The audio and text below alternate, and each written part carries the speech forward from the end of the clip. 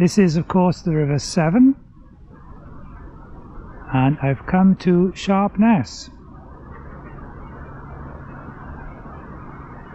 This is the very end of the Gloucester and Sharpness Canal, and this is where boats come in from the Severn. Tide's out at the moment. Boats come in.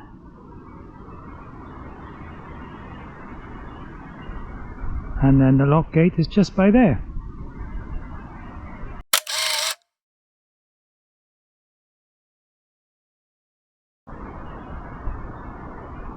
I'm not very sure that I'd fancy walking across that. It looks a little bit the worse for wear, doesn't it? I'm sure it's alright. But look how low the river is now. It's got a very high tidal range, this river.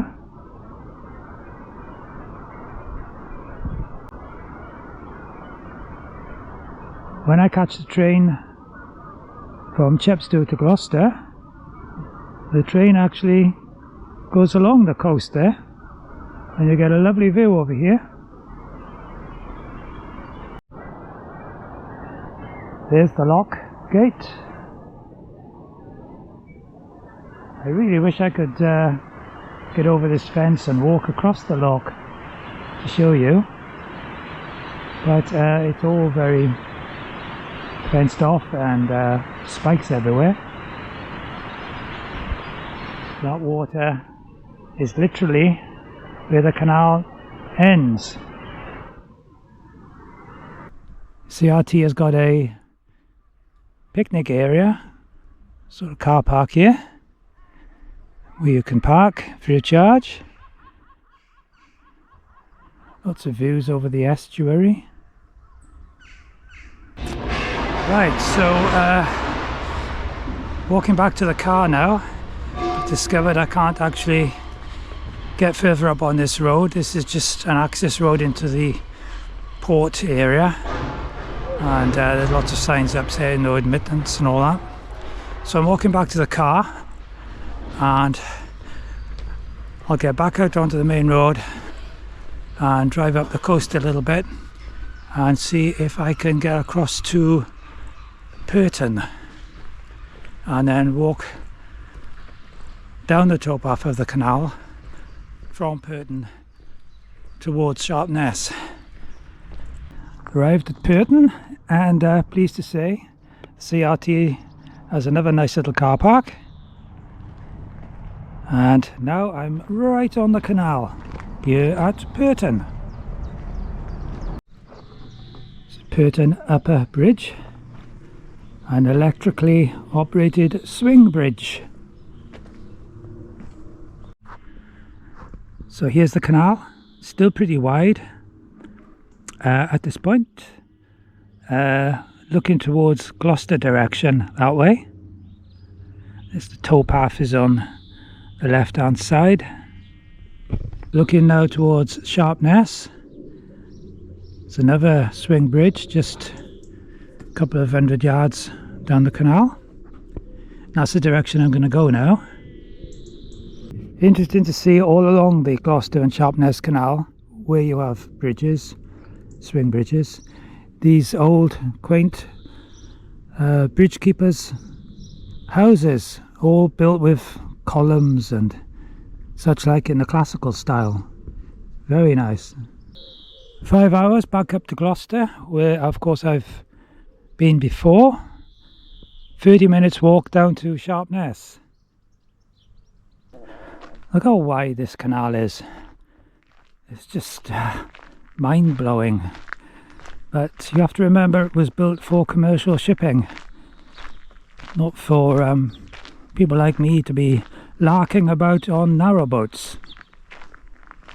And this one is Purton Lower Bridge.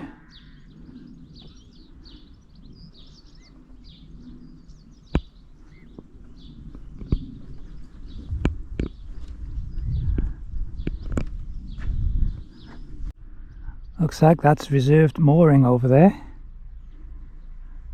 I guess you reserve it via the CRT.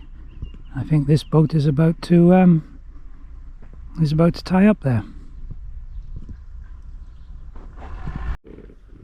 Yeah, that boat was going to moor up. He's got, he's obviously reserved a space over there.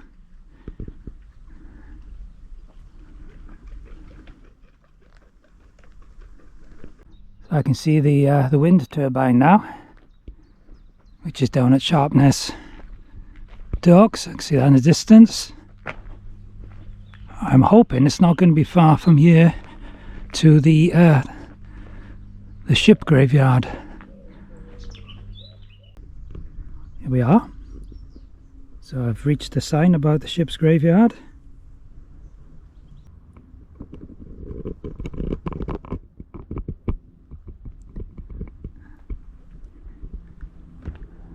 This, believe it or not, is a boat.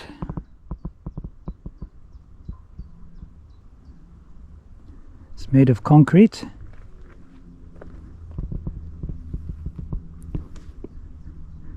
Another one.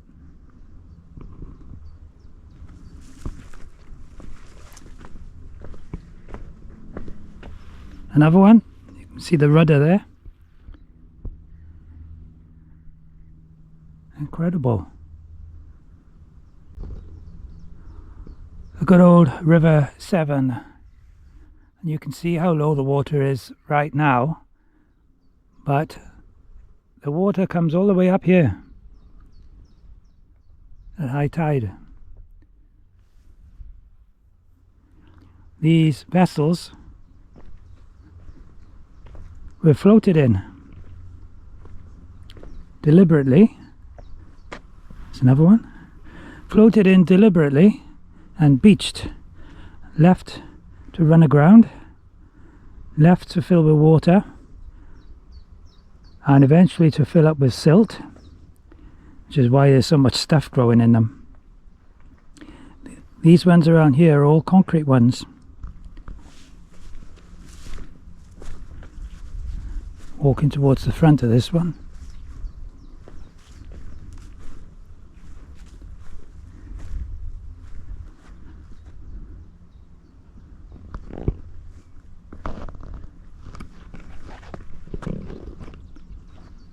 See, there's another one up there.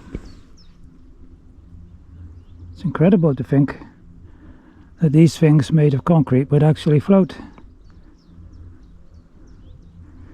It's all to do with Archimedes' principle, I think. Why does any boat float, irrespective of what it's made of? Every so often you see a little plaque like this one. This was for a boat called Barry, built in Gloucester in 1900, and it was beached here in 1951. It says the final journey for numerous barges, schooners, ketches and concrete lighters was to be beached on the banks of the River Severn, where they lie in a boat graveyard, which protects the canal from the erosive power of the river. So here's the canal. Gloucester and Sharpness Canal, and here, not many feet away, is the mighty River Severn. Doesn't look quite so mighty today because the tide is out, but when the tide is in, it comes up to just below that bank. Around about 1909 there was a partial riverbank collapse, and people realised that if nothing was done, there was a risk that the riverbanks of the River Severn here would erode away sufficiently that the canal itself could collapse and all the water of the canal would flow down here into the River Severn. And so they started to think of what they could do to reinforce the banks of the River Severn. Someone came up with the ingenious idea of beaching old boats, barges, etc. onto the riverbank at high tide, so that they would eventually form part of the bank itself and strengthen the bank. And that's what they've done over the years. I looked it up on Wikipedia, and a total of 86 vessels of various size have been beached along this stretch of the River Severn. There's about half a dozen here just in front of me now. And what you have to remember, these were actually floated up on high tide, so that gives you an idea of how high the water can get here, especially on a spring tide. Most of the boats actually were beached in the 1950s, so not very long ago in the big scheme of things. So I'll give you a link to Wikipedia where you can read a lot more about the boat graveyard, ship graveyard, Purton hulks. I think it's known by all these things. According to Wikipedia, the most recent boat was beached in 1965. So I'm going to take a walk down the riverbank now and show you some more of the boats. There's a helicopter over there, and I shouldn't be surprised if it's the BBC looking for me again. I mean, they just won't let me, they won't take no for an answer. I mean, you know, I have to think of Gladys and Narrowboat first, you know, but no, they won't let go at all. I might hide in the bushes. Not so much left of this wooden boat, but look how high up it is on the bank. And you have to remember this was floated up here. Beached in the winter of 1951.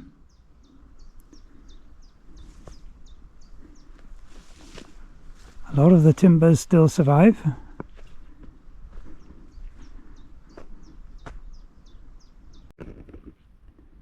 So I'm actually stood in the middle of this one. This was made of wood and iron. You can see the iron remains reasonably intact, doesn't it?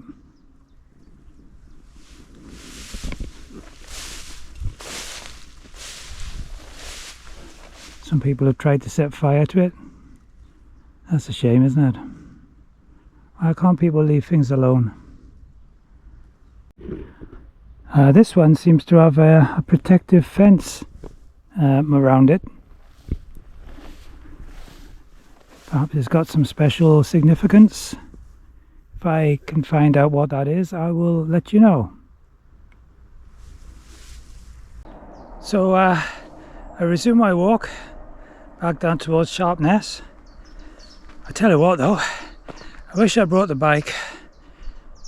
I'm pretty hot, and yeah, we do it in no time on the bike.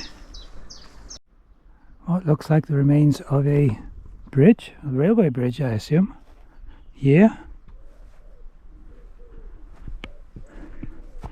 I imagine it must have crossed the river. I'll have to do some research on that one for you, because I must admit that's not something I knew about. Wow, well there you are, there was a bridge. It had 21 spans, and part of it was a swing bridge. It was built to bring coal into Sharpness, 3/4 of a mile long, supported on cast iron columns and sunk into the riverbed. Opened 1879, with a swing bridge along its route. There's a disaster strikes in October 1960 in thick fog. A strong tide meant that boats going down to Sharpness dock were having extra difficulty. 2 tanker barges laden with oil and petrol missed the entrance to the dock at Sharpness and carried upstream here towards the bridge, collided with a column. Force of the tide pushed one boat on top of the other. Two bridge spans collapsed. Rupture in a gas main and electric cables. There was a mighty explosion and the barges burst into flames. It wasn't economically viable to rebuild the bridge. At low tide it's still possible to see the remains of the tanker barges lying in the river mud.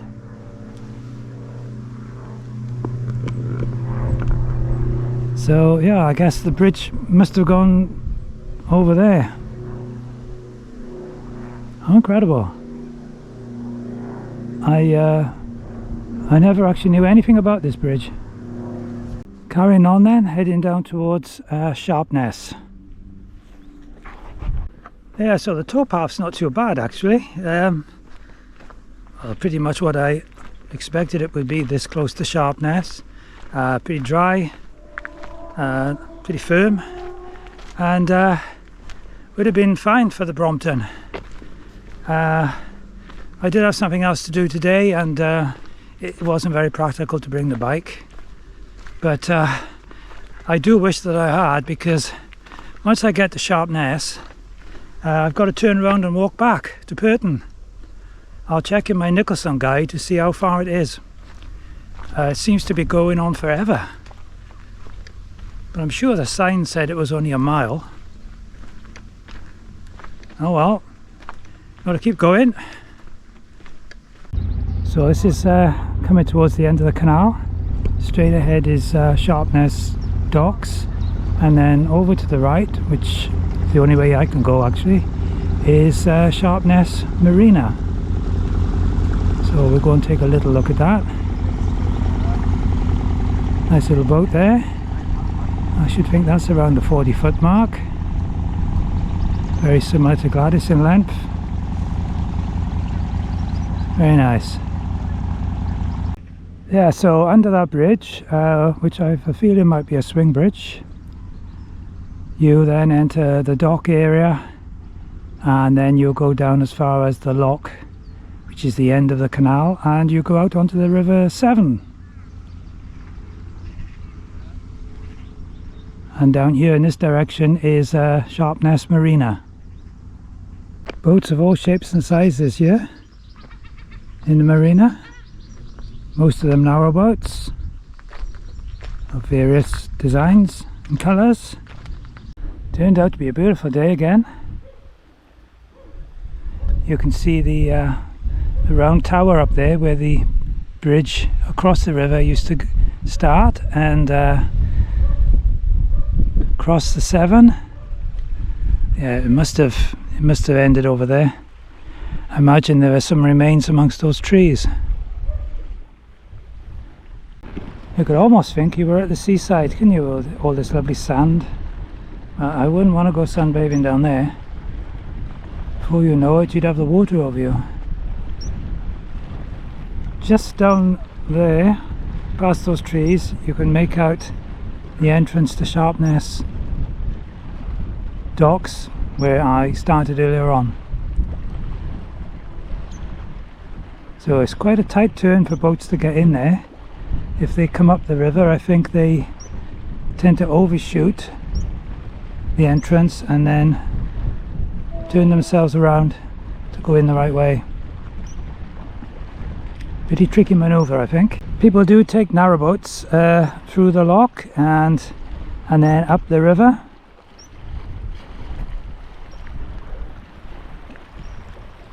You know, eventually you'll get to Worcester, where of course I've filmed several times. Now further up at Droitwich.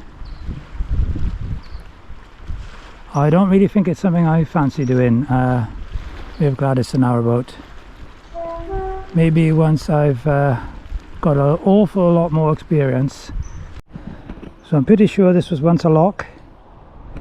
That looks like a sluice entrance there.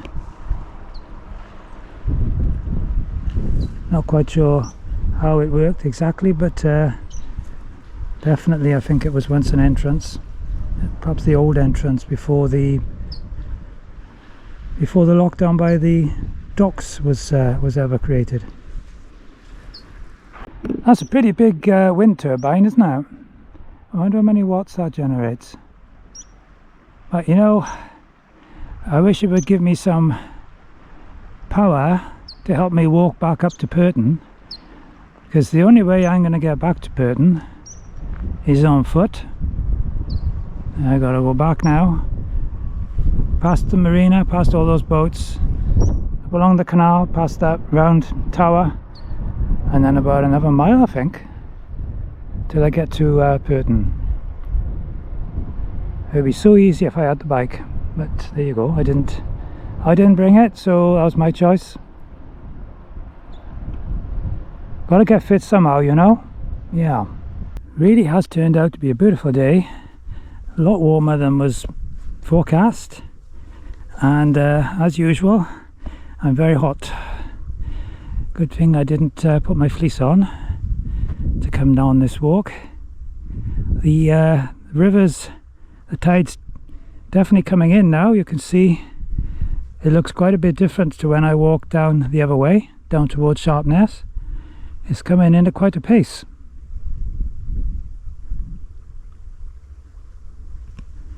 So I'm walking back past the hulks, or ship's graveyard as it's known, boat's graveyard, I've seen it called as well, here at Purton.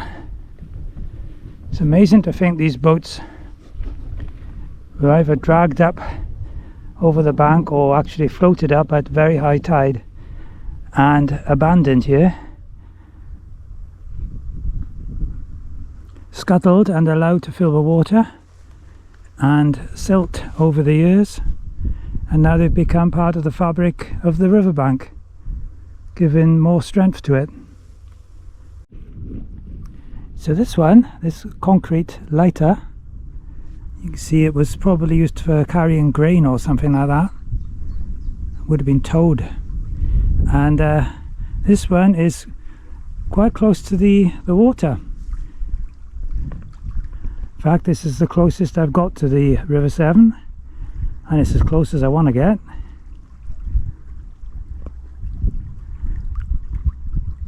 River level's definitely going up, and I can see that the mud does get wet here at this point, so I better not hang around, I don't think. Make my way back up now.